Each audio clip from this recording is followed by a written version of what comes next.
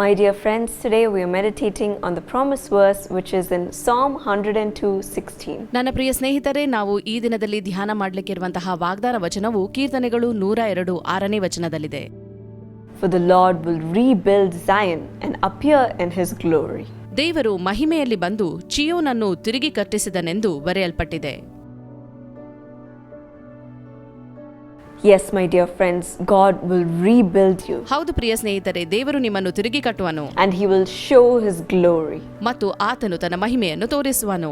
When I read this verse, I remember a testimony that someone named Gideon shared. ಈ ವಾಕ್ಯವನ್ನು ಓದುವಾಗ ನನಗೆ ಸಹೋದರ ಗಿಡಿಯೋನ್ ರವರು ಕೊಟ್ಟ ಸಾಕ್ಷಿಯ ನೆನಪಾಗುತ್ತದೆ. He was a young partner from a very young age. ಇವರು ಸಣ್ಣಂದಿನಿಂದಲೇ ಯುವ ಪಾಲುದಾರರಾಗಿದ್ದರು. And he was a very ambitious kid. ಅವನು ಬಹಳ ಮಹತ್ವಾಕಾಂಕ್ಷೆಯುಳ್ಳ ಮಗುವಾಗಿದ್ದನು. He wanted to be an entrepreneur at a very young age. ಸಣ್ಣ ವಯಸ್ಸಿನಿಂದಲೂ ವಾಣಿಜ್ಯೋದ್ಯಮಿ ಆಗಬೇಕೆಂಬ ಬಯಕೆ. So when he was in college, he started a business. ಹಾಗಾಗಿ ಕಾಲೇಜ್ನಲ್ಲಿರುವಾಗಲೇ ವ್ಯಾಪಾರ ಪ್ರಾರಂಭಿಸಿದನು. But it didn't perform very well. ಆದರೆ ಅದು ಬಹಳ ಉತ್ತಮವಾಗಿ ನಡೆಯಲಿಲ್ಲ. After 1 year of operations, he had a lot of loss in his business. 1 ವರ್ಷ ಆ ವ್ಯಾಪಾರ ನಡೆಸಿದ ತರುವಾಯ ಬಹಳ ನಷ್ಟಕ್ಕೊಳಗಾದನು. And he also had 32 lakhs worth of debt. 32 ಲಕ್ಷದಷ್ಟು ಸಾಲವಾಯಿತು. So he had to shut down his business. ಆದ್ದರಿಂದ ಆ ವ್ಯಾಪಾರವನ್ನು ಅಲ್ಲಿಗೆ ನಿಲ್ಲಿಸಬೇಕಾಯಿತು. Sell everything that he had in his house. ಮನೆಯಲ್ಲಿದ್ದ ವಸ್ತುಗಳನ್ನೆಲ್ಲ ಮಾರಬೇಕಾಯಿತು. And also in his office. ಕಚೇರಿಯಲ್ಲಿದ್ದ ವಸ್ತುಗಳನ್ನು ಕೂಡ. But he couldn't even pay 5% of his debts. ಆದರೂ ಕೂಡ 5% ಸಾಲವನ್ನು ತೀರಿಸಲಾಗಲಿಲ್ಲ. He was only 25, but he had so much of debt in his shoulders. 25 ವರ್ಷದವನಾಗಿದ್ದರೂ ಕೂಡ ಆತನಿಗೆ ಬಹಳ ಸಾಲದ ಹೊರೆ ಇತ್ತು. He didn't have a way to repay it. ಸಾಲ ತೀರಿಸಲು ಮಾರ್ಗವೇ ಉಳಿದಿರಲಿಲ್ಲ. The people who loaned him the money were ready to beat him, mock him, insult him. ಸಾಲ ಕೊಟ್ಟವರು ಆತನಿಗೆ ಹೊಡೆಯಲು, ಅಪಹಾಸ್ಯ ಮಾಡಲು ಮತ್ತು ಅವಮಾನಿಸಲು ತಯಾರಾಗಿದ್ದರು. He was trying to get away from them. ಅವರಿಂದ ದೂರ ಹೋಗಲು ಅವನು ಪ್ರಯತ್ನಿಸುತ್ತಿದ್ದನು. He had no clothes, he had no place to stay, he had no food to eat, and he was helpless. ಆತನಲ್ಲಿ ಬಟ್ಟೆ ಇರಲಿಲ್ಲ, ಮನೆ ಇರಲಿಲ್ಲ, ಊಟವಿರಲಿಲ್ಲ. ಆತನು ಅಸಹಾಯಕ ಪರಿಸ್ಥಿತಿಯಲ್ಲಿ ಇದ್ದನು. He was looking for a job, but then he didn't get any job. ಯಾವುದಾದರೂ ಉದ್ಯೋಗ ಮಾಡುವ ಎಂದು ಪ್ರಯತ್ನಿಸಿದರೆ ಅದು ಕೂಡ ಸಿಗಲಿಲ್ಲ. Him and his mom tried to end their lives, and so they bought a bottle of poison. ಅವನು ಮತ್ತು ಅವನ ತಾಯಿ ಜೀವನ ಕೊನೆಗೊಳಿಸಬೇಕೆಂದು ನಿರ್ಧರಿಸಿ ವಿಷದ ಬಾಟಲಿಯನ್ನು ಕೂಡ ತಂದಿದ್ದರು. But before consuming it, they went to the Jesus Calls Prayer Tower in Bangalore. ಆದರೆ ಅದನ್ನು ಸೇವಿಸುವ ಮುನ್ನ ಅವರು ಬೆಂಗಳೂರಿನ ಯೇಸು ಕರೆಯುತ್ತಾನೆ ಪ್ರಾರ್ಥನಾ ಗೋಪುರಕ್ಕೆ ಭೇಟಿ ನೀಡಿದರು. And they told the prayer warrior everything that happened in their life. ತಮ್ಮ ಜೀವನದಲ್ಲಿ ನಡೆದ ಎಲ್ಲಾ ಸಂಗತಿಗಳನ್ನು ಪ್ರಾರ್ಥನಾ ವೀರರಿಗೆ ತಿಳಿಸಿದರು.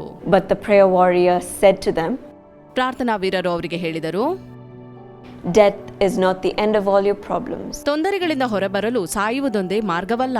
But Jesus has bigger plans for you. ಯೇಸುವಿನ ಬಳಿ ಇದಕ್ಕಿಂತ ಉತ್ತಮವಾದ ಯೋಜನೆ ಇದೆ. He's going to make you a testimony and make you a great witness for his glory. ನೀವು ದೊಡ್ಡ ಸಾಕ್ಷಿಗಳಾಗಿ ಆತನ ಮಹಿಮೆಗಾಗಿ ಬಾಳುವಂತೆ ಮಾಡುತ್ತಾನೆ.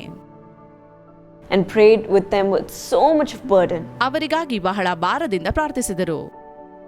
Right after finishing the prayer, ಪ್ರಾರ್ಥನೆ ಮುಗಿಸಿದ ತರುವಾಯ he got a call from a company where he was rejected. ಬೇಡವೆಂದು ತಿರಸ್ಕರಿಸಿದ ಕಂಪನಿಯಿಂದಲೇ ಅವನಿಗೆ ಕರೆ ಬಂದಿತು. And they said that he can join immediately. ಅವರು ಹೇಳಿದರು, ನೀವು ಈ ಕೂಡಲೇ ನಮ್ಮನ್ನು ಸೇರಿಕೊಳ್ಳಬಹುದು. What a great miracle. ಎಂತ ದೊಡ್ಡ ಅದ್ಭುತ. A week later, his mom also got a job. 1 ವಾರದ ತರುವಾಯ ಅವರ ತಾಯಿಗೂ ಕೂಡ ಕೆಲಸ ದೊರೆಯಿತು. They were working very hard. ಅವರು ಬಹಳ ಕಷ್ಟಪಟ್ಟು ದುಡಿದರು. But combining their salaries, they would need 7.5 years to repay their debts. ಅವರಿಬ್ಬರ ಸಂಬಳ ಸೇರಿಸಿ ನೋಡಿದರೆ ಅವರಿಗೆ ಸಾಲ ತೀರಿಸಲು 7.5 ವರ್ಷಗಳು ಬೇಕಾಗಿತ್ತು. So they started working very hard in various different jobs. ಆದ್ದರಿಂದ ಅವರು ಬಹಳ ಕಷ್ಟಪಟ್ಟು ಬೇರೆ ಬೇರೆ ಕೆಲಸಗಳನ್ನು ಮಾಡಲಾರಂಭಿಸಿದರು. Washing cars, delivering newspapers, to just manage their daily expense. Car ತೊಳೆಯುವುದು, ಮನೆ ಮನೆಗೆ ಪೇಪರ್ ಹಾಕುವುದು, ಕೇವಲ ತಮ್ಮ ದಿನನಿತ್ಯದ ಖರ್ಚುಗಳನ್ನು ನಿಭಾಯಿಸಲು. In the midst of that, they were also donating to the Jesus Calls ministry. ಈ ಮಧ್ಯದಲ್ಲಿ ಅವರು ಯೇಸು ಕರೆಯುತ್ತಾನೆ ಸೇವೆಗೆ ದೇಣಿಗೆಯನ್ನು ಕೂಡ ನೀಡುತ್ತಿದ್ದರು. they were seeing many miracles that God was doing in their life. ಅವರ ಜೀವನದಲ್ಲಿ ದೇವರು ಬಹಳ ಅದ್ಭುತಗಳನ್ನು ಮಾಡುವುದನ್ನು ಅವರು ಕಾಣುತ್ತಿದ್ದರು. In just 3 months, he got a promotion and a hike. 3 ತಿಂಗಳಲ್ಲಿ ಅವನಿಗೆ ಬಡ್ತಿಯನ್ನು, ಸಾಲದಲ್ಲಿ ಹೆಚ್ಚುವರಿಯನ್ನು ಮಾಡಲಾಯಿತು. And they went to the Jesus Calls prayer tower, thanked God for it, and also started donating to the renovation of the Jesus Calls Bangalore prayer tower. ಅವರು ಯೇಸು ಕರೆಯುತ್ತಾನೆ ಪ್ರಾರ್ಥನಾ ಗೋಪುರಕ್ಕೆ ಹೋಗಿ ದೇವರಿಗೆ ಕೃತಜ್ಞತೆಯನ್ನು ಸಲ್ಲಿಸಿದರು ಮತ್ತು ಬೆಂಗಳೂರಿನ ಪ್ರಾರ್ಥನಾ ಗೋಪುರದ ನವೀಕರಣ ಕೆಲಸಕ್ಕಾಗಿ ದೇಣಿಗೆಯನ್ನು ನೀಡಲು ಕೂಡ ಪ್ರಾರಂಭಿಸಿದರು. Once he started doing that, his whole life changed. ಇದನ್ನು ಮಾಡಲು ಪ್ರಾರಂಭಿಸಿದ ತರುವಾಯ ಅವನ ಜೀವಿತವೇ ಬದಲಾಯಿತು. He was doing so well at work. ಅವನು ಬಹಳ ಉತ್ತಮವಾಗಿ ಕೆಲಸ ಮಾಡುತ್ತಿದ್ದನು. And he also sponsored a TV program of Jesus Calls.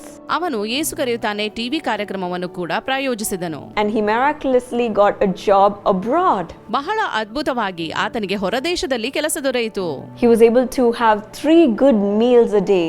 ಈ ಮೂಲಕ 3 ಹೊತ್ತು ಉತ್ತಮ ಊಟವನ್ನು ಮಾಡಲು ಸಾಧ್ಯವಾಯಿತು. Good clothes to wear. ಉತ್ತಮ ಉಡುಪುಗಳನ್ನು ಧರಿಸಲು. And more than that, ಅದಕ್ಕಿಂತ ಮಿಗಿಲಾಗಿ he cleared all his debts of 32 lakhs in just 3.5 years. 3.5 ವರ್ಷದ ಒಳಗಾಗಿ 32 ಲಕ್ಷ ಸಾಲವನ್ನು ಕೂಡ ಆತನು ತೀರಿಸಿದನು. Which he was supposed to do in 7.5 years. 7.5 ವರ್ಷದ ಒಳಗೆ ತೀರಿಸುವ ಸಾಲ. Now he's living happily without any debt with his family. ಈಗ ಅವನು ಯಾವುದೇ ಸಾಲಗಳಿಲ್ಲದೆ ತನ್ನ ಕುಟುಂಬದೊಂದಿಗೆ ಸಂತೋಷವಾಗಿ ಜೀವಿಸುತ್ತಿದ್ದಾನೆ. Yes, my dear friends, because he built God's house. ಹೌದು ಪ್ರಿಯ ಸ್ನೇಹಿತರೆ, ಅವನು ದೇವರ ಮನೆಯನ್ನು ಕಟ್ಟಿದ್ದರಿಂದ, by donating to build the Bangalore prayer tower, ಬೆಂಗಳೂರಿನ ಪ್ರಾರ್ಥನಾ ಗೋಪುರಕ್ಕೆ ದೇಣಿಗೆಯನ್ನು ನೀಡುವ ಮೂಲಕ God rebuilt his life. ದೇವರು ಅವನ ಜೀವನವನ್ನೇ ಕಟ್ಟಿದನು. He gave him a wonderful job. ದೇವರು ಅವನಿಗೆ ಉತ್ತಮವಾದ ಕೆಲಸ, made him clear all his debts, ಸಾಲವನ್ನು ತೀರಿಸುವ ಸಾಮರ್ಥ್ಯ, and live with no lack with his family. ತನ್ನ ಕುಟುಂಬದೊಂದಿಗೆ ಯಾವುದೇ ಕೊರತೆ ಇಲ್ಲದೆ ಜೀವಿಸುವ ಕೃಪೆಯನ್ನು ಕೊಟ್ಟನು. Yes, my dear friends, today you might have said that I have lost everything in my life. ಇಂದು ನೀವು ಹೇಳಬಹುದು, ನಾನು ಜೀವಿತದಲ್ಲಿ ಎಲ್ಲವನ್ನು ಕಳೆದುಕೊಂಡಿದ್ದೇನೆ. I'm drowning in debt. ಸಾಲದಿಂದ ಮುಳುಗಿ ಹೋಗುತ್ತಾ ಇದ್ದೇನೆ. I'm living in failure. ಸೋಲಿನ ಜೀವಿತ ನಡೆಸುತ್ತಿದ್ದೇನೆ. I have no way out in my life. ಹೊರಬರಲು ಯಾವ ಮಾರ್ಗವೂ ಇಲ್ಲ. I don't know how to face my family. ನನ್ನ ಕುಟುಂಬವನ್ನು ಹೇಗೆ ಎದುರಿಸುವುದು ಗೊತ್ತಿಲ್ಲ. I don't know how to face my relatives. ಸಂಬಂಧಿಕರನ್ನು ಹೇಗೆ ಎದುರಿಸುವುದು ಗೊತ್ತಿಲ್ಲ. I don't know how to face my friends. ಸ್ನೇಹಿತರನ್ನು ಹೇಗೆ ಎದುರಿಸುವುದು ಗೊತ್ತಿಲ್ಲ. I don't know how I'm going to face my co-workers or my peers. ಕೆಲಸದ ಸ್ಥಳದಲ್ಲಿ ಜೊತೆ ಕೆಲಸದವರನ್ನು ಹೇಗೆ ಎದುರಿಸುವುದು ಅದು ಕೂಡ ಗೊತ್ತಿಲ್ಲ. I'm so ashamed of the situations in my life. ನನ್ನ ಜೀವನದ ಈ ಪರಿಸ್ಥಿತಿಯಿಂದಾಗಿ ಬಹಳ ನಾಚಿಕೆ ಪಡುತ್ತೇನೆ. But my friends, God is going to rebuild every area of your life. ಆದರೆ ನನ್ನ ಪ್ರಿಯ ಸ್ನೇಹಿತರೆ, ದೇವರು ನಿಮ್ಮ ಜೀವನದ ಎಲ್ಲಾ ಕ್ಷೇತ್ರಗಳನ್ನು ಕಟ್ಟಲಿದ್ದಾನೆ. And you're going to see his glory in your life. ಮತ್ತು ನಿಮ್ಮ ಜೀವನದಲ್ಲಿ ನೀವು ದೇವರ ಮಹಿಮೆಯನ್ನು ಕಾಣಲಿದ್ದೀರಿ. Just as the prayer warrior said, ಆ ಪ್ರಾರ್ಥನಾ ವೀರರು ಮೊದಲು ಹೇಳಿದಂತೆ, our dear brother is living as a great witness for his glory today. ಆ ಸಹೋದರನು ದೇವರ ಅದ್ಭುತ ಸಾಕ್ಷಿಯಾಗಿ ಬಾಳುತ್ತಿದ್ದಾನೆ. In the same way, you will be a witness of God's great glory in this world. ಇದೇ ರೀತಿ ನೀವು ಕೂಡ ದೇವರ ಅದ್ಭುತ ಸಾಕ್ಷಿಯಾಗಿ ಆತನ ಮಹಿಮೆಗಾಗಿ ಜೀವಿಸಲಿದ್ದೀರಿ. Be of good cheer, my friends. ಹರ್ಷಿಸಿರಿ ನನ್ನ ಸ್ನೇಹಿತರೆ. God will rebuild your life. ದೇವರು ನಿಮ್ಮ ಜೀವನವನ್ನು ತಿರುಗಿ ಕಟ್ಟುತ್ತಾನೆ. Shall we pray? ಪ್ರಾರ್ಥಿಸುವ. Lord, I thank you for this wonderful promise that you have given us. ದೇವರೇ, ಈ ಅದ್ಭುತವಾದ ವಾಗ್ದಾನಕ್ಕಾಗಿ ನಿನಗೆ ಸ್ತೋತ್ರವನ್ನು ಸಲ್ಲಿಸುತ್ತೇವೆ. Today, your children may be drowning in their problems, ಈ ದಿನ ನಿನ್ನ ಮಕ್ಕಳು ತೊಂದರೆಗಳಿಂದ ಮುಳುಗಿ ಹೋಗಿರಬಹುದು. in their debt, in their worries, in their brokenness, or in their suffering. ತಮ್ಮ ಜೀವಿತದಲ್ಲಿರುವ ಸಾಲ, ಚಿಂತೆ ಮತ್ತು ಮುರಿಯಲ್ಪಟ್ಟ ಪರಿಸ್ಥಿತಿ ಮತ್ತು ಸಂಕಟಗಳಿಂದಾಗಿ They may not even be able to lift up their head in the midst of their family or their relatives or their co-workers. ತಮ್ಮ ಕುಟುಂಬದಲ್ಲಿ ಸಂಬಂಧಿಕರ ಮುಂದೆ ಮತ್ತು ಜೊತೆ ಕೆಲಸದವರ ಮುಂದೆ ತಲೆ ಎತ್ತಲಾರದೆ ಹೋಗಿರಬಹುದು. They may say everything is over. ಅವರು ಹೇಳುತ್ತಿರಬಹುದು, ಎಲ್ಲ ಮುಗಿದು ಹೋಗಿದೆ. But Lord, you are great enough to rebuild each part of their life today. ದೇವರೇ, ಆದರೆ ನೀನು ಅವರ ಜೀವಿತವನ್ನು ಪುನಃ ಕಟ್ಟಲು ಶಕ್ತನಾಗಿದ್ದಿ. Let them get the call that they are waiting for. ಅವರು ನಿರೀಕ್ಷಿಸುತ್ತಿರುವ ಕರೆಯು ಅವರಿಗೆ ಬರಲಿ. Let them get the promotion that they are waiting for. ಅವರು ಕಾಯುತ್ತಿರುವ ಬಡ್ತಿಯು ಅವರಿಗೆ ದೊರಕಲಿ. Let them get the good news that they are waiting for. ಅವರು ಕಾಯುತ್ತಿರುವ ಶುಭ ಸಮಾಚಾರವು ಅವರಿಗೆ ದೊರಕಲಿ. so that you will rebuild their life. ನೀನು ಅವರ ಜೀವಿತವನ್ನು ಪುನಃ ಕಟ್ಟುವಾಗ, Lord Jesus, do it today ಯೇಸುವೆ ಅದನ್ನು ಈ ದಿನವೇ ಮಾಡು. and show your glory in their life, ಅವರ ಜೀವಿತದಲ್ಲಿ ನಿನ್ನ ಮಹಿಮೆಯನ್ನು ತೋರಿಸು, so that they stand as a great witness for your glory. ಅವರು ನಿನ್ನ ಮಹಿಮೆಗಾಗಿ ಅದ್ಭುತ ಸಾಕ್ಷಿಯಾಗಿ ನಿಲ್ಲುವಂತೆ. Thank you for blessing them immeasurably. ಅಳತೆ ಮೀರಿ ಅವರನ್ನು ಆಶೀರ್ವದಿಸುವುದಕ್ಕಾಗಿ ನಿನಗೆ ಸ್ತೋತ್ರ. In Jesus' name I pray. ಯೇಸುವಿನ ನಾಮದಲ್ಲಿ ಬೇಡಿದ್ದೇನೆ. Amen. Amen. May God bless you. ದೇವರು ನಿಮ್ಮನ್ನು ಆಶೀರ್ವದಿಸಲಿ.